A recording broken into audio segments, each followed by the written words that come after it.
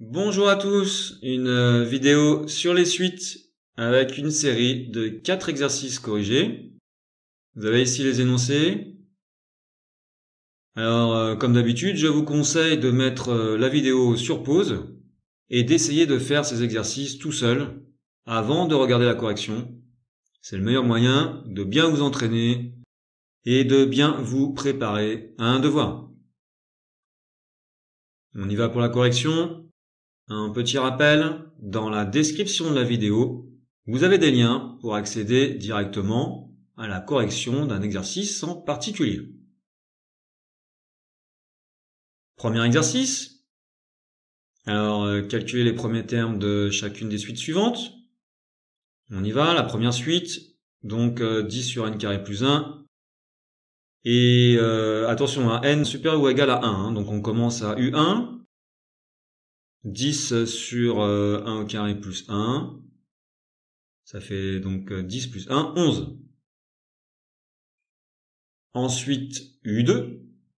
Donc 10 sur 2 au carré plus 1.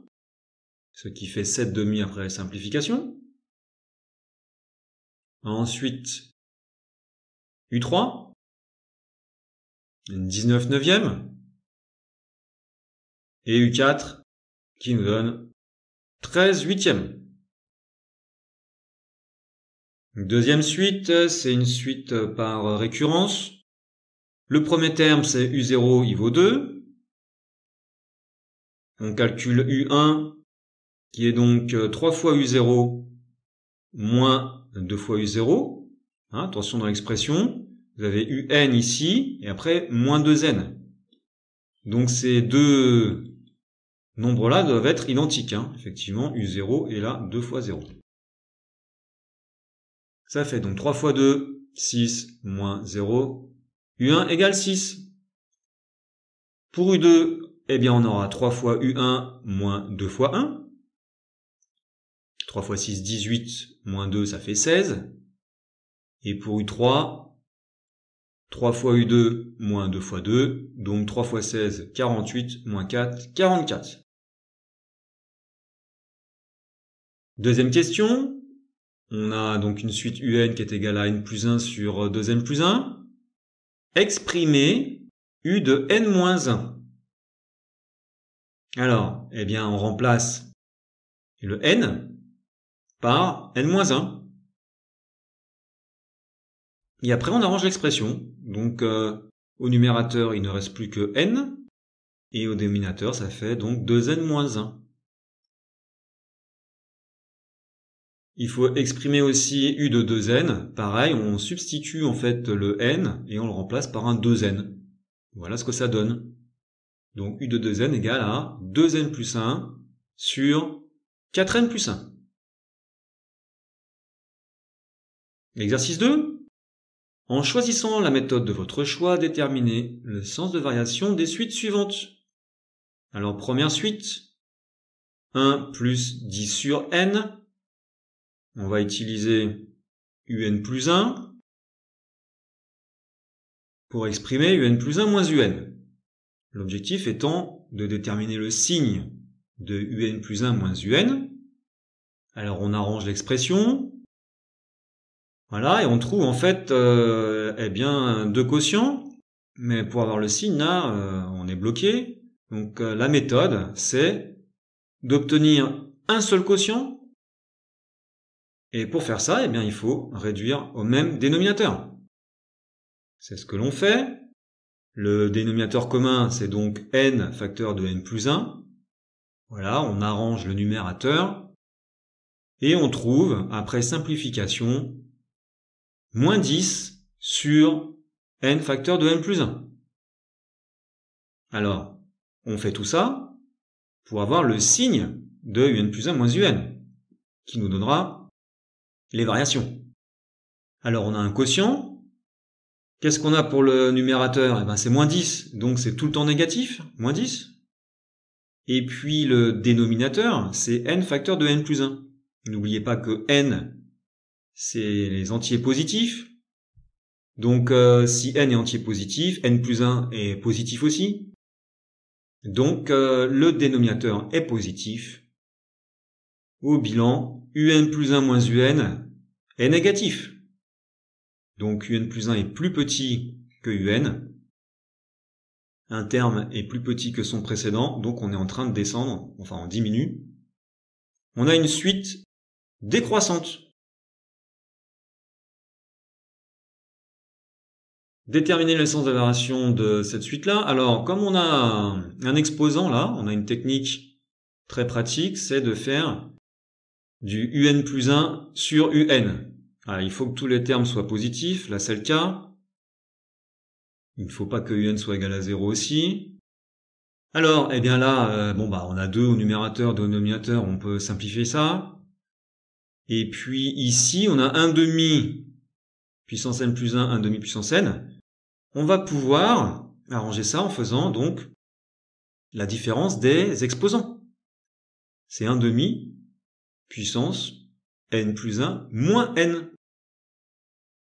n plus 1 moins n, il reste 1, donc ça fait 1 demi puissance 1. 1 demi puissance 1, c'est 1 demi. Alors la méthode, c'est de comparer un plus 1 sur un par rapport à 1. Et comme ça fait 1 demi, eh bien, c'est plus petit que 1. En conclusion, eh bien, un plus 1 est plus petit que un. Et la suite est décroissante. Alors, dernière suite, moins 2n carré moins 6n plus 5, on reconnaît un second degré. On va donc utiliser une fonction, la fonction associée, et eh bien on va étudier ces variations. Donc pour ça on calcule alpha, moins b sur 2a, ça fait moins 3,5. Le coefficient du x au carré ici c'est moins 2, c'est négatif. Donc on a une parabole inversée, sommaire en moins 3,5. Alors comme ce qui nous intéresse c'est les variations de la suite, et que donc n est positif ou nul, eh bien on va étudier les variations de f uniquement sur R+. Et qu'est-ce qu'on remarque sur R+?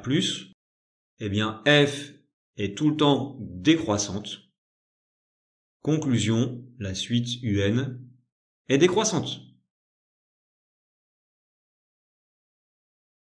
Exercice 3. Armand dispose de 3 500 € qu'il place à intérêt composé au taux annuel de 5%.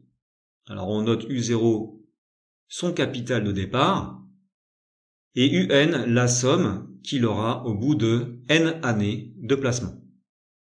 Première question, à exprimer UN plus 1 en fonction de UN.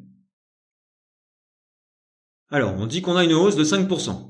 On rajoute 5%, ce qui nous fait un coefficient multiplicateur de 1,05.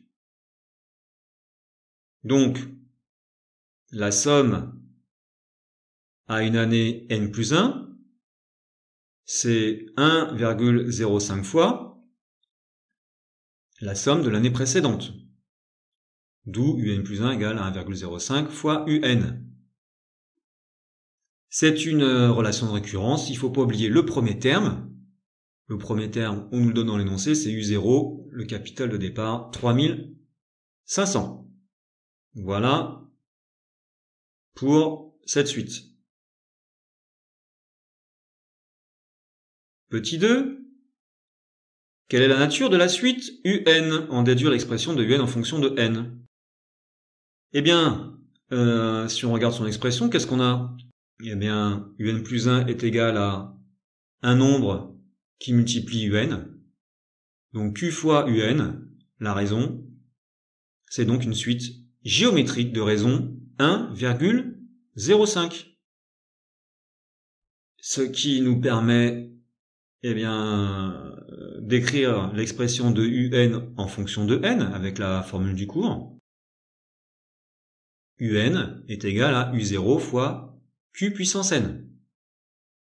U0 c'est 3500, la raison c'est 1,05, voilà l'expression de UN. Alors bien sûr, ça va nous servir pour calculer à la question 3, l'argent qu'il dispose au bout de 20 ans de placement, donc il faut calculer U20. On remplace n par 20, 3500 fois 1,05 puissance 20, et on trouve 9286 € et 54 centimes. Exercice 4. Dans un zoo, on a constaté que la population de lémuriens diminue de 6 individus chaque année. Alors au 1er janvier 2012, il y en avait 104. Et puis on note UN, le nombre de lémuriens au 1er janvier de l'année 2012 plus N. Alors, que représente U0 et donner sa valeur? Eh bien, le nombre de lémuriens à l'année 0, pour U0, et puis c'est-à-dire donc l'année 2012. Et on nous a indiqué que c'était 104. Il y en avait 104 au début, donc U0 égale 104. Deuxième question, calculer U1 et U2, donner la signification. Alors, U1, c'est le nombre de lémuriens à l'année suivante. Et on nous dit que chaque année, il diminue de 6. Il y en avait 104. Et donc, on en enlève 6. Ce qui fait U1 égale 98. Donc ça représente le nombre de lémuriens à l'année suivante, donc en 2013. U2, c'est U1 moins 6, puisqu'on enlève encore 6 chaque année. Ce qui fait 92. Donc ça, c'est le nombre de lémuriens en 2014. Troisième question. Déterminer la nature de la suite UN et donner l'expression de UN en fonction de N.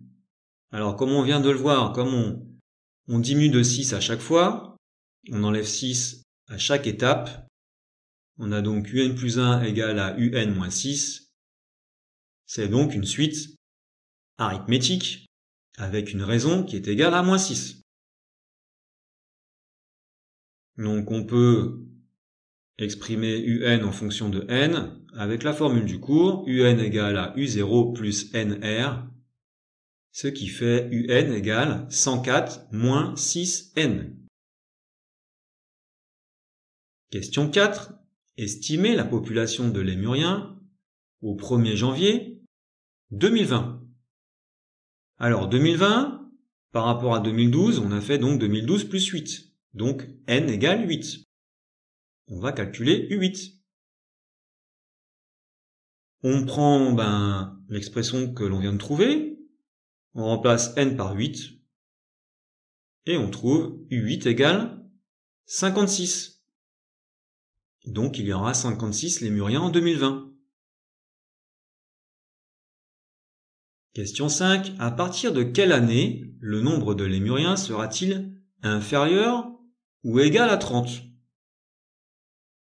Donc on cherche quand est-ce que UN est inférieur ou égal à 30.